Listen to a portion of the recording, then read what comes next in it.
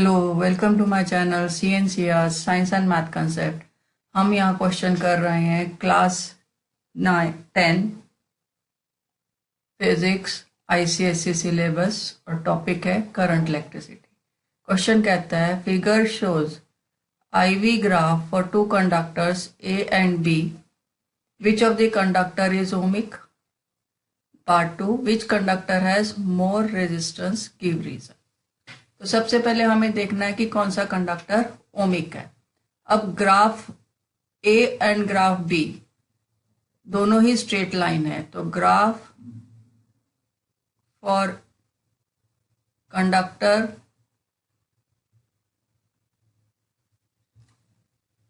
A and B are straight line. अगर graph straight line होता है तो इसका मतलब I is proportional to V, और I is proportional to V means it obeys, therefore obeys Ohm's law। अब अगर Ohm's law ओबे हो रहा है तो इसका मतलब both A and B conductor are ohmic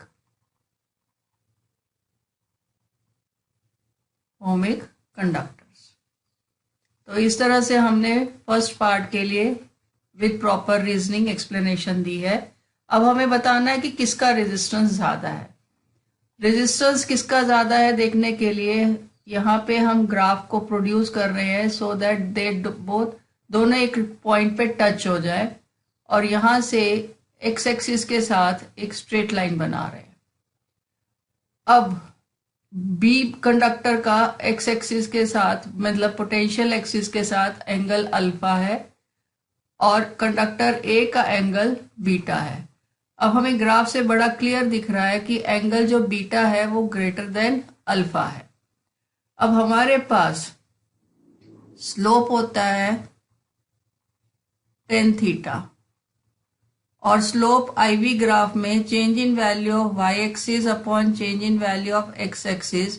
y value में करंट चेंज हो रहा है और x एक्सिस पे voltage I upon V is 1 upon R according to Ohm's law. तो अब हम यहाँ पे स्लोप फॉर A देखते हैं, कंडक्टर A, वो होगा tan beta that is equal to 1 upon R A के लिए है। सिमिलरली स्लोप फॉर B हम देखते हैं, वो होगा tan अल्फा जो कि आ जाएगा 1 अपॉन रेजिस्टेंस ऑफ B। अब हमें पता है कि angle beta greater than angle alpha है। Since beta is more than alpha तो हम कह सकते हैं tan beta is more than tan alpha, therefore 1 upon RA is more than 1 upon RB। अब हम इसे क्रॉस मल्टीप्लाई कर देते हैं तो हमारे पास आएगा therefore resistance of B conductor is more than resistance of conductor A। That is all for this question. Keep watching my other videos for more challenging question and do subscribe my channel.